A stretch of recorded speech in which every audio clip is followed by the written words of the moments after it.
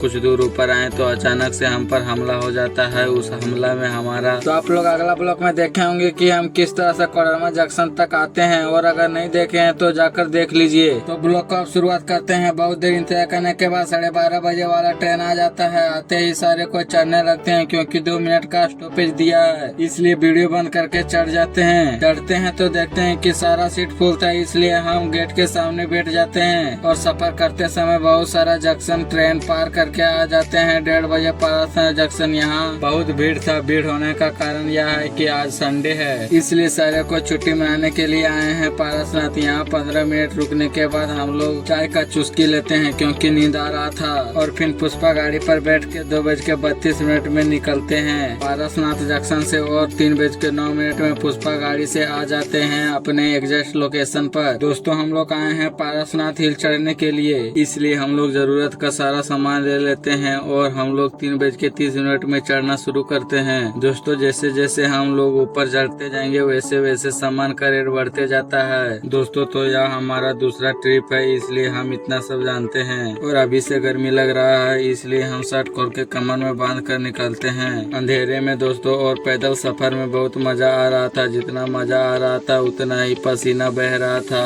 और कठिन से कठिन संकट पार करके 4:55 में पहुँचते हैं शीतल नाला के बोर्ड के पास। यहाँ पे बहुत लोग रुक रुक के देख रहे थे कि ऊपर वाला हिल कहाँ पे है, लेकिन कुछ दिख ही नहीं रहा था। और हम लोग यहाँ बिस्किट खास्ता खाकर जब हम कुछ दूर ऊपर आए तो अचानक से हम पर हमला हो जाता है। उस हमला में हमारा 20 का बिस्किट का पैकेट छीना जाता है, जो पेड़ के ऊपर चढ़ के खाया जाता है। और बहुत छोटे छोटे पहाड़ पार करके जब ऊपर आए तो नीचे कुछ दिखने ही नहीं लगा, और सारा छोटा छोटा मंदिर देखने के बाद निकल देते हैं बड़ा मंदिर के पास। और 20 मिनट और चलने के बाद 6:59 में आ जाते हैं सबसे ऊंची चोटी पर। यहाँ आशीर्वाद लेके फोटो शूट करने लगते हैं। फोटो शूट खत्म होते ही निकलते हैं 7:50 में शॉर्टकट लेते हुए, और मधुबनी नहीं जाते हैं क्योंकि सारे को भूख लग गया था, इसलिए रिक्शा पकड़ के आ जाते हैं पारसनाथ जंक्शन। यहाँ खाना खाकर ट्रेन का इंतजार करने लगते हैं। ट्रेन आने के बाद जब बोगी के अंदर आए तो देखे पूरा बोगी खाली था, और हमको थकान महसूस हो रहा था, इसलिए हम सोते हुए आ जाते हैं कोडरमा जंक्शन। यहाँ से ई रिक्शा पकड़ के आ जाते हैं घर, निशानी के रूप में सारे कोई अपना अपना डंडा लेकर। और घर आकर हम तुरंत आ जाते हैं नहाने, क्योंकि पसीना से हमारा शरीर में पूरा दाना दाना हो गया था। और नहा के हम सो जाते हैं। आज के लिए इतना ही, बाय।